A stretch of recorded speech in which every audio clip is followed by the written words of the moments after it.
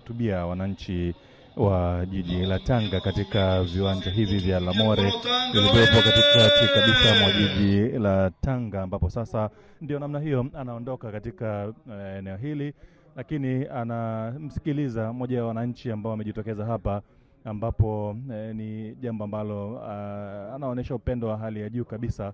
Anaongea naye, anaonekana ni mwananchi ambaye ana mahitaji maalum, lakini Mheshimiwa Waziri Mkuu naye amejishusha kabisa akizungumza naye kwa namna hiyo.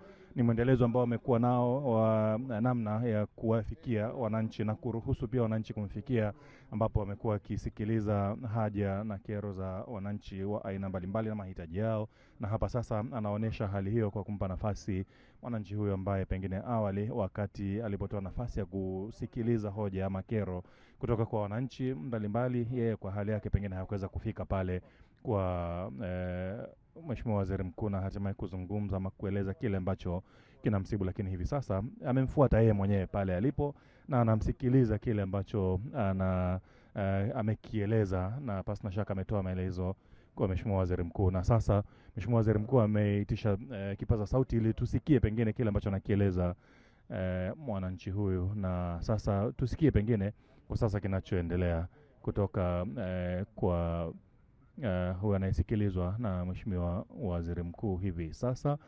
Lakini kiujumla ni nafasi adhimu, unaweza kusema hivyo, aliyoipata kuzungumza na Mheshimiwa Waziri Mkuu tena ana kwa ana namna hiyo. Nani yule mwenye duka pale kwenye barabara ya ngapi umesema? Barabara ya 10. Barabara ya Jamaa. Ni nani mwenye duka lile la barabara ya Jamaa wanapouza bajaji?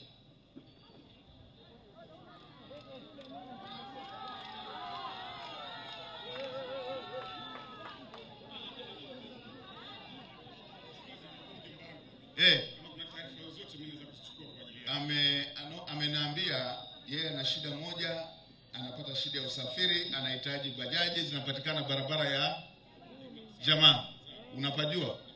Sasa nenda jioni hii mchukulie bajaji, wasiliana na katibu ailipie hiyo bajaji. Umalize hilo. Amen.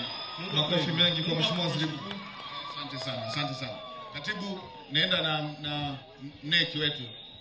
Nendeni kwenye hilo, malizeni kwenye hilo duka, mpatieni hiyo bajaji. Jamani, asanteni, Mungu awabariki. Asante, naomba tumpigie mkono Mheshimiwa Waziri Mkuu. Oye! Tanga, oye!